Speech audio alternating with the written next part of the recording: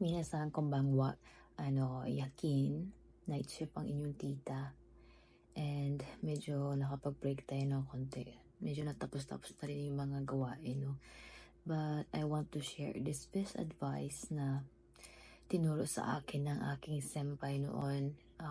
Nung trainee pa lang ako dito sa Japan as an EPA trainee, no? Nung hindi pa ako nag-take ng licensure exam. And ang best advice niya talaga sa akin,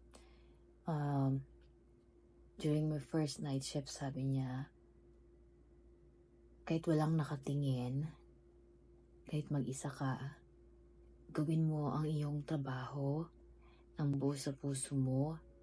Gawin mo ang trabaho mo honestly, kasi nakatingin sa iyo si Kami-sama. Kami-sama means God. Sabi niya, hindi ako Christian, pero naniniwala ako that merong God na nakatingin kung ano ang ginagawa mo. So, yun.